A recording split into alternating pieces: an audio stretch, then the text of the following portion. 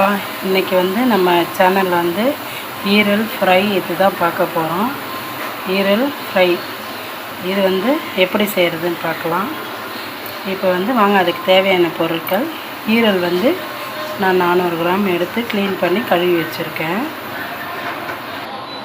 ஒரு 3 வெங்காயம் கட் பண்ணி வச்சுருக்கேன் பொடியாக, கொஞ்சம் கருவேப்பிலை, ஒரு தக்காளி, பச்சை மிளகாய், இஞ்சி பூண்டு பேஸ்ட்டு 1 ஸ்பூனுங்க. வாங்க இது எப்படி செய்யலான்னு பார்க்கலாம். அடுப்பில் கடாய் வச்சுட்டேங்க. இப்போ எண்ணெய் ஊற்றிக்கலாம் தேவையான அளவு.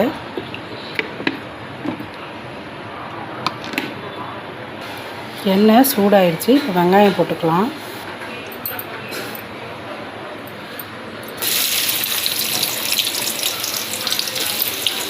கொஞ்சம் கருவேப்பிலை போட்டுக்கலாம்.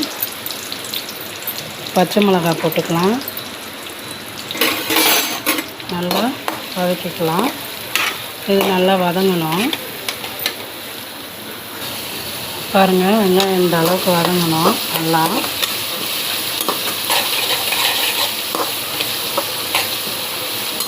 கலர் கொஞ்சம் சேஞ்ச் ஆகிருக்கு, தெரியுதுங்களா? இங்கே பாருங்கள், வெங்காயம் இந்த மாதிரி வதங்கிருச்சு நல்லா.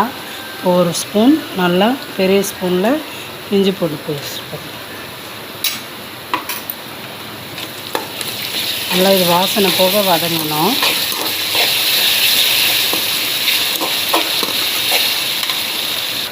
பாருங்கள், இஞ்சி பூண்டு ஸ்மெல் போயிடுச்சு. இப்போ நம்ம தக்காளி நறுக்கி வச்ச ஒரு தக்காளியை சேர்த்துக்கலாம். இந்த தக்காளியும் கொஞ்சம் நல்லா வதங்கட்டும்.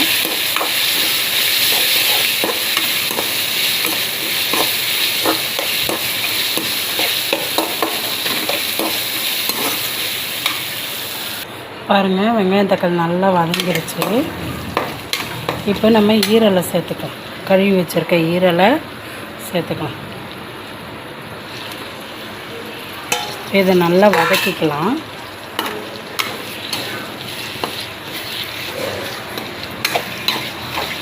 இது நல்லா கொஞ்சம் வதங்கட்டும்.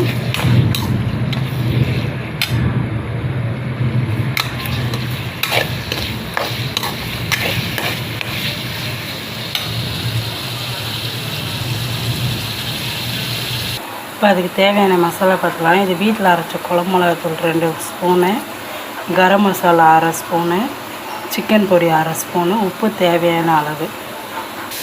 ஈரல் பாருங்கள் வதங்கிருச்சு. இப்போ அதுக்கு தேவையான மசாலாலாம் போட்டுருவேன்.